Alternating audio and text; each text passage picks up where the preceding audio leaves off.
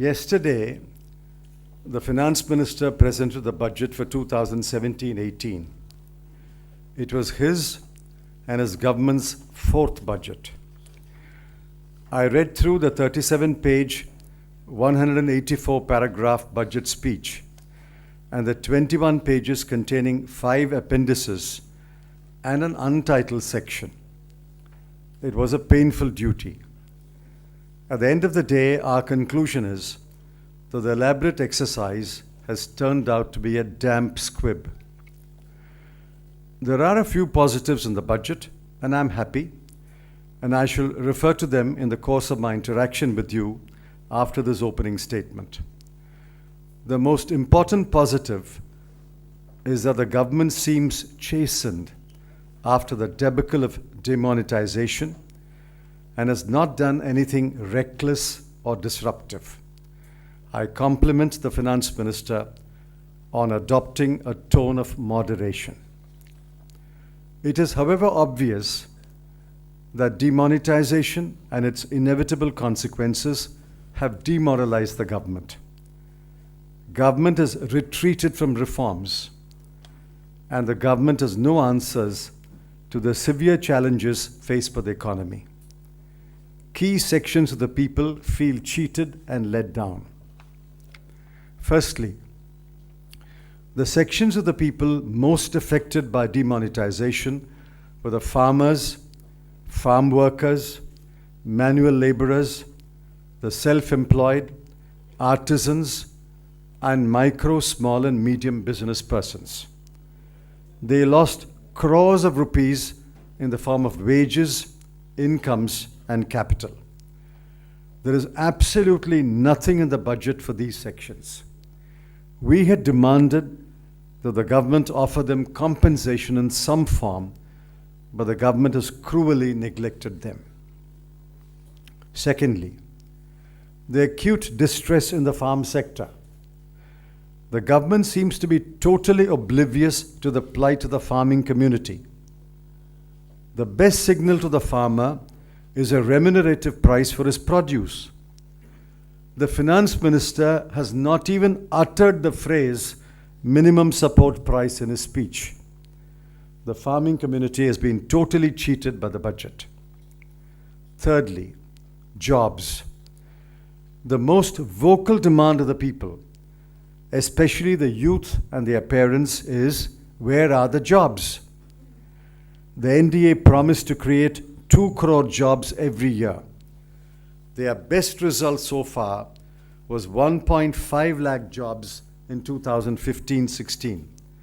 There is absolutely nothing in the budget that points to a change of strategy to create new jobs. Fourthly, declining investment. Gross fixed capital formation, GFCF, has declined since the NDA government assumed office.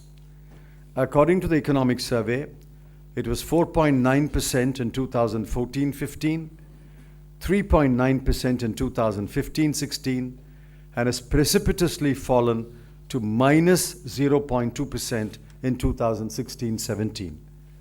There is absolutely nothing in the budget in terms of either new strategy or policy measures to revive private investment. Fifthly, reviving growth. It is now widely accepted that the growth rate of GDP has taken a hit due to the global situation, inadequate policy measures, and the ill-conceived demonetization.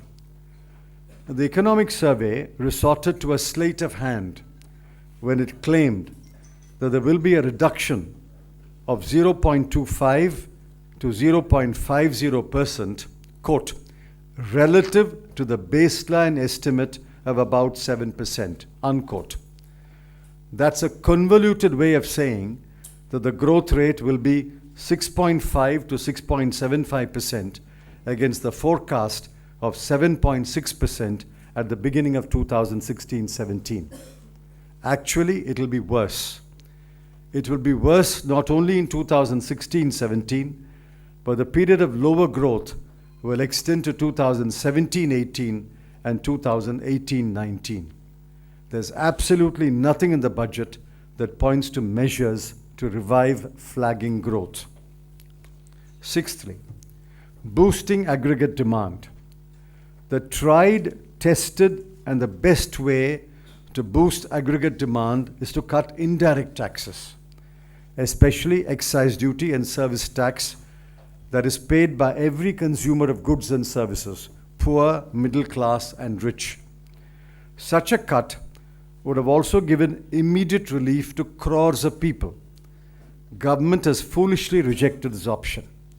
I'm afraid the country will pay a heavy price in terms of poor demand, lower sales, fewer jobs, and closures of micro, small, and medium enterprises. Seventhly, pitiful tax cuts. The tax cuts announced by the Finance Minister are at best tokenism. If you do the math, you will find that he has given 1.98 crore taxpayers a relief of, on average, rupees 5,000 per taxpayer. We welcome this relief, but it is small mercy for a person who stood in a queue for many hours, for many weeks, in order to withdraw small amounts of money from his or her account. The correct tax cut, I reiterate, would have been a cut in indirect taxes that would have benefited many more crores of people, including industry and business, apart from boosting aggregate demand. Eighthly, fiscal responsibility. For the second time in 4 budgets in 4 years, the government has discarded fiscal prudence and violated the FRBM Act. In 2015-16, the target of fiscal deficit should have been 3.6%. Instead, it was kept at 3.9%, and the CGA, Controller of Government Accounts, and the CAG, Comptroller and Auditor General, have reported it was actually 4.31%.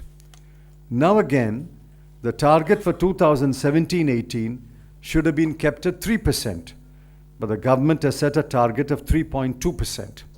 Analysts, bankers, and investors in India and abroad will not take kindly to this disregard of fiscal responsibility. Ninthly, a wasted opportunity.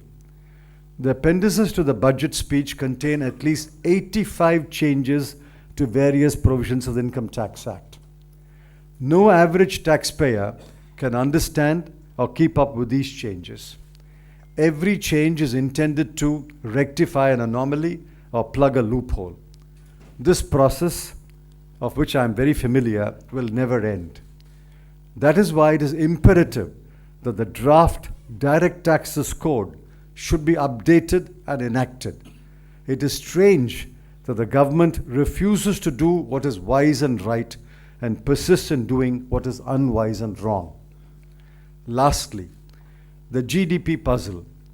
What is the correct nominal GDP for 2016-17? According to last year's budget documents, the nominal GDP for 2016-17 was estimated at 150,65,010 crore. According to the CSO's press release dated January 6, 2017, the advance estimate is rupees 151,92,588 crore. According to the budget presented yesterday, the revised estimate is 150,75,429 crore. Which number should we believe? Altogether, we are disappointed that the government has not used the opportunity to push through bold reforms, revive aggregate demand and growth, and devise new strategies for job creation. जो बात नहीं है उसे अपनाइए आप। डरते हैं नई राह पे क्यों चलने से, हम आगे आगे चलते हैं, आइए आप।